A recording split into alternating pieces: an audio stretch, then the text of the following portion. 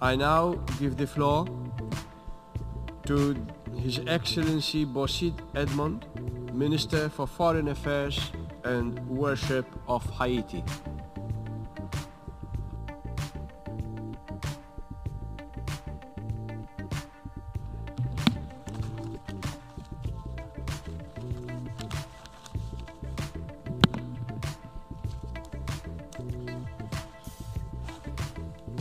Monsieur le Président, je souhaite tout d'abord, au nom du Président de la République d'Haïti, Son Excellence M. Jovenel Moïse, vous adresser mes plus vives félicitations pour votre élection à la présidence de la 74e session de l'Assemblée générale et vous assurer du parfait soutien de ma délégation dans la conduite de nos travaux. Je m'en voudrais de ne pas féliciter votre distinguée prédécesseur, Madame Maria Fernandez Espinosa Garcés, pour l'excellente qualité du travail accompli au cours de la 73e session de l'Assemblée générale. Je salue également le travail remarquable du secrétaire général, M. Antonio Guterres, aux commandes de notre organisation, plus particulièrement des efforts indéniables qu'il a su déployer pour focaliser l'attention de tous sur l'impérieuse nécessité de travailler ardument à la satisfaction des besoins et aspirations légitimes de tous les peuples de la planète. Je l'encourage vivement à continuer d'œuvrer pour la mobilisation des ressources financières nécessaires pour conjurer, dans le cadre d'un multilatéralisme renouvelé et renforcé, les diverses menaces à la paix et à la sécurité internationale, et promouvoir la mise en œuvre effective du programme de développement durable à l'horizon 2030. L'avenir de l'humanité en dépend amplement, car si nous ne respectons pas les multiples engagements auxquels nous avons librement souscrit au cours des dernières années, le monde risque de ne pas être celui que nous, peuple des Nations Unies, appelons de tous nos voeux depuis l'adoption de la charte de l'organisation. À la veille de la commémoration du 75e anniversaire de la création des Nations Unies, j'estime indispensable un sursaut de responsabilité collective. Nous devons tous rester mobilisés sur ces buts, principes, piliers d'action et objectifs, en gardant à l'esprit que les générations futures nous jugeront sur notre sens de responsabilité et de solidarité. Monsieur le Président, je me réjouis que le débat général de cette session soit fortement marqué du sceau de la promotion du multilatéralisme tel que le suggère son thème central, à savoir dynamiser les efforts multilatéraux en faveur de l'élimination de la pauvreté, d'une éducation de qualité, de l'action climatique et de l'inclusion. Ce thème rappelle aux États membres de l'organisation et à toutes les parties prenantes, s'il en était encore besoin, la voie à suivre pour réaliser le développement durable et la paix mondiale. Aussi, ai-je noté avec une énorme satisfaction que les réunions de haut niveau convoquées tant par le secrétaire général que par vous, Monsieur le Président, s'inscrivent dans la dynamique de la promotion, de la mise en œuvre des engagements pris au regard des objectifs du développement durable, de la garantie de la couverture sanitaire universelle, de l'impératif du financement du développement et de l'appui aux petits États insulaires en développement. J'espère que nous comprendrons tous la nécessité de passer des déclarations solennelles à des actions et initiatives concrètes qui soient à la dimension des défis présents et à venir. Monsieur le Président, je voudrais en appeler à la bienveillante attention de tous sur l'augmentation inquiétante du nombre et de l'ampleur des incendies des feux de forêt survenus au cours des dernières années. Je profite pour renouveler ma profonde et sincère solidarité à l'endroit de tous les pays et de toutes les populations les plus durement affectées par ces incendies, ainsi que mon soutien inconditionnel aux initiatives concertées qui vivent essentiellement à les prévenir. Il y va de la satisfaction de l'intérêt général et de la préservation de notre planète. Monsieur le Président, plus près de nous, les 1er et 2 septembre écoulés, l'ouragan Dorian a semé la mort et la désolation avec de lourdes destructions au sein des populations de l'archipel des Bahamas, notamment les îles Abaco et Grande Bahama, qui, d'ailleurs, accueillent de nombreux migrants de mon pays. Ce pays frère fait face à la plus grave urgence humanitaire de son histoire. Je réitère ma parfaite solidarité avec les autorités et le peuple des Bahamas, ainsi que mon appel à un plus grand soutien de la communauté internationale aux efforts des Bahaméens. Nous pensons également aux inondations qui ont récemment frappé les villes haïtiennes des Gonaïves et de Petit Gouave et provoqué des pertes humaines et des dégâts matériels considérables. Le gouvernement haïtien fait de son mieux pour continuer à fournir l'aide d'assistance aux victimes et s'attaquer aux causes profondes de ce phénomène.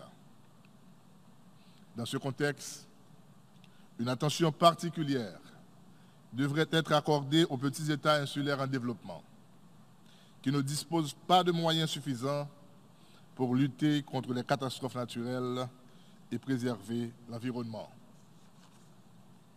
Mon pays souhaite ardemment apporter toute sa contribution aux efforts multilatéraux pour lutter contre ce phénomène. Monsieur le Président, ce n'est pas un hasard si l'élimination de la pauvreté sous toutes ses formes et partout dans le monde constitue l'objectif numéro 1 du programme de développement à l'horizon 2030. Il est malheureux de constater que les efforts déployés au niveau mondial pour la mise en œuvre de cet objectif central sont loin d'être à la hauteur des besoins réels.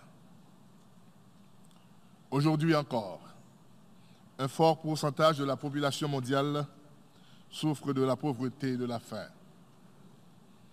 Nous ne parviendrons pas à inverser cette triste tendance sans une vaste mobilisation de ressources financières.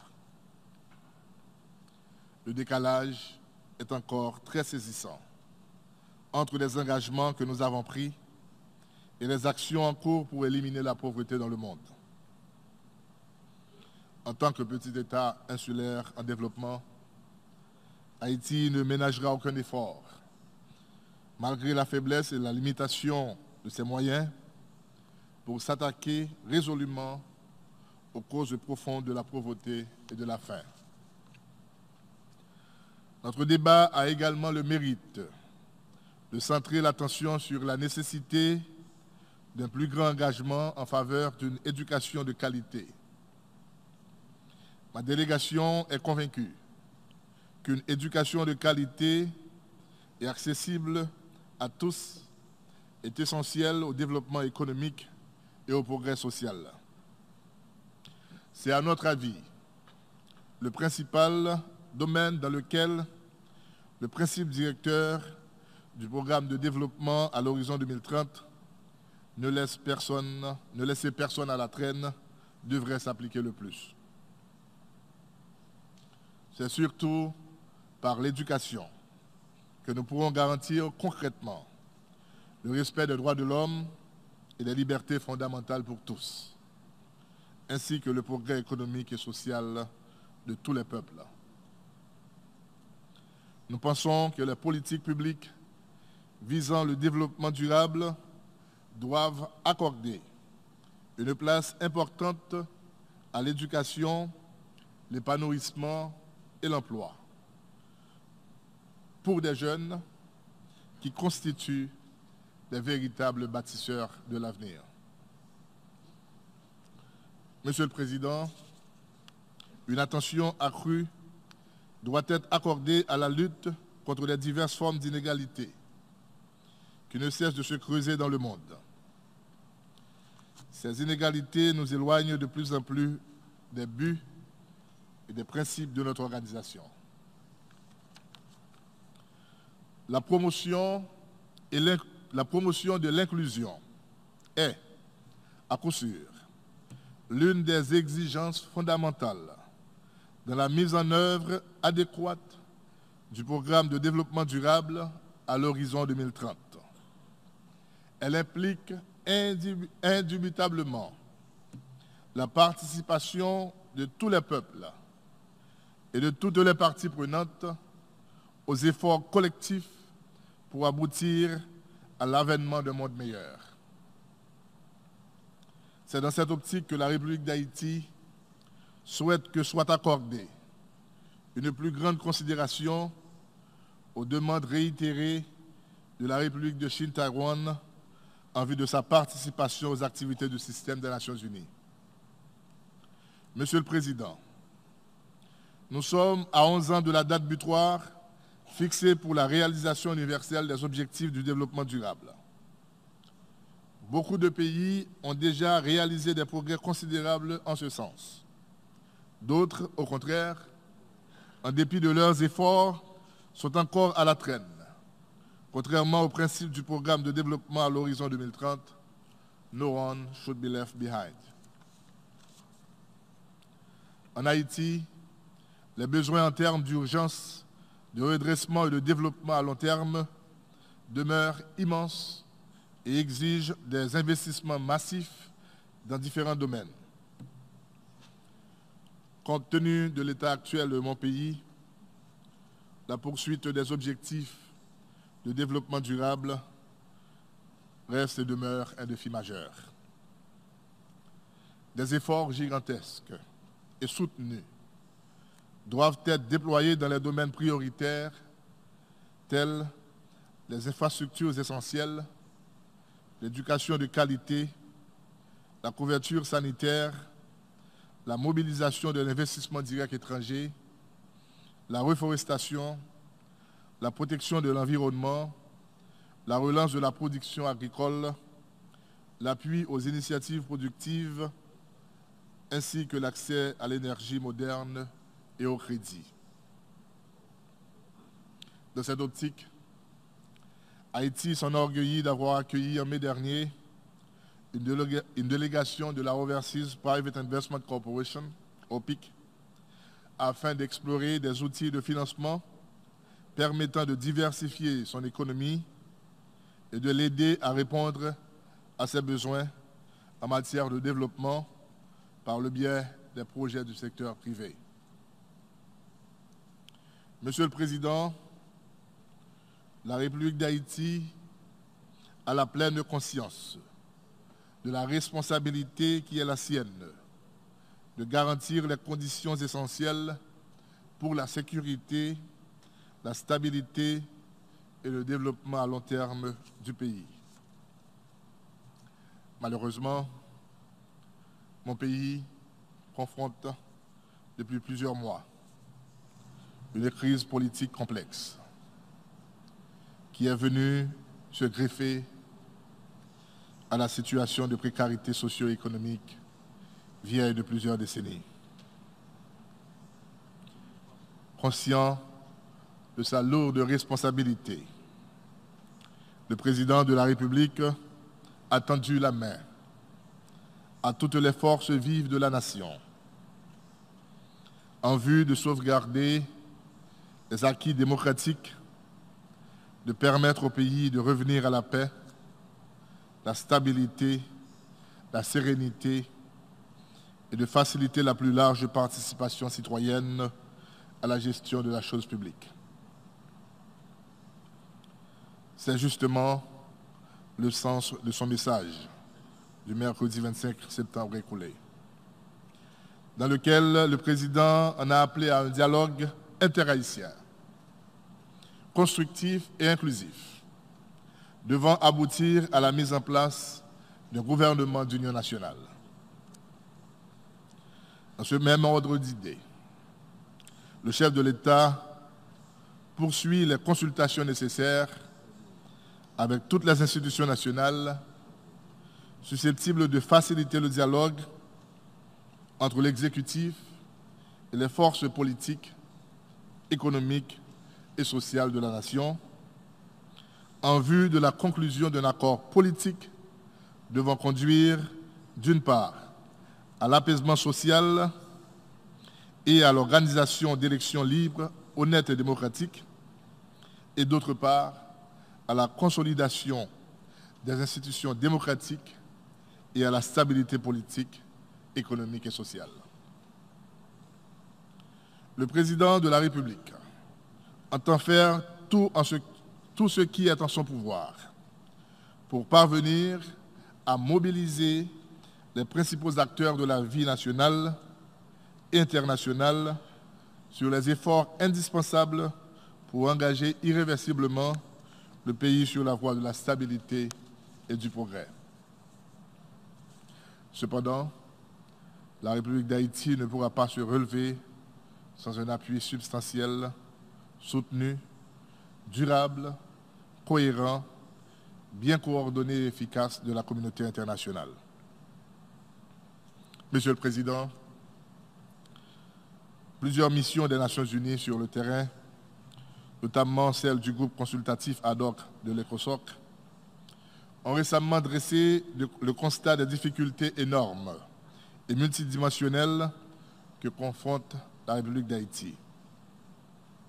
C'est dans ce contexte que s'effectue le retrait progressif de la mission des Nations Unies pour l'appui à la justice en Haïti, MINUJUS, et la transition vers le Bureau intégré des Nations Unies en Haïti, BINU.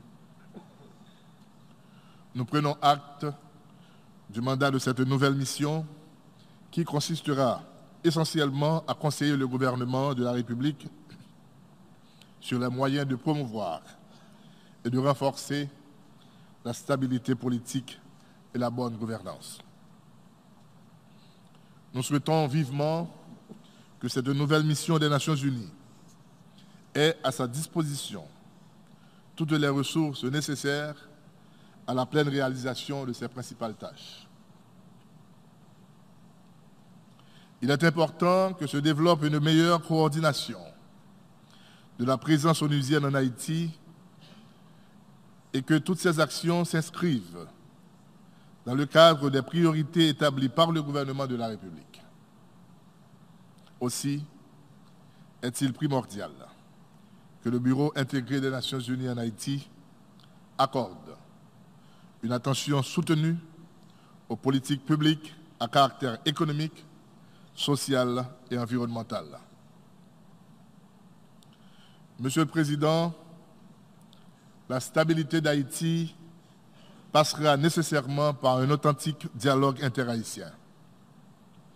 L'amélioration de la situation sécuritaire, ainsi que la promotion de l'investissement privé, de la démocratie, de la justice, des droits de l'homme, de l'état de droit et du développement durable. Ma délégation souhaite partager avec les peuples des Nations Unies les vœux de la République d'Haïti pour l'établissement d'un monde meilleur, où triomphe en fait la paix, l'harmonie, la stabilité, le progrès et le bien-être pour tous. Toujours est-il que ce monde idéal et idéal ne se réalisera pas sans l'adoption d'un nouveau paradigme de la coopération internationale, qui passe nécessairement par une réforme en profondeur des structures ainsi que du fonctionnement du système des Nations Unies. Cette réforme doit tenir compte des nouvelles réalités du monde contemporain. Tout compte fait, les structures des Nations Unies se doivent d'être plus souples, plus ouvertes et plus pragmatiques, de manière à rendre l'organisation plus proactive et plus efficace, autant dans ses prises de décision que dans la mise en œuvre de celle-ci. Nous en voulons pour preuve le cas de l'introduction de l'épidémie du choléra en Haïti, qui a fait des dizaines de milliers de victimes à travers le pays. Une action responsable et célère des Nations Unies aurait pu permettre de limiter les dégâts et d'éviter bien des souffrances aux populations affectées. Force est de reconnaître que des progrès encourageants ont récemment été accomplis dans la lutte pour l'élimination du choléra en Haïti, grâce aux efforts de l'envoyé spécial du secrétaire général et de tous les secteurs concernés en Haïti. Nous invitons les Nations Unies à redoubler ces efforts en vue de mobiliser des financements suffisants et prévisibles pour la mise en œuvre adéquate de la stratégie de lutte contre le choléra en Haïti. Ma délégation exprime enfin, au nom du président de la République d'Haïti, son Excellence M. Jovenel Moïse, sa plus sincère gratitude à l'endroit de tous les partenaires et amis d'Haïti qui soutiennent nos efforts en vue d'améliorer les conditions de vie de toutes les couches de la population haïtienne. La paix est un bien universel. Nous devons tous travailler pour la paix, afin que nos projets de promotion humaine ne soient pas une expression d'illusion, mais plutôt une réalité. Je vous remercie de votre attention.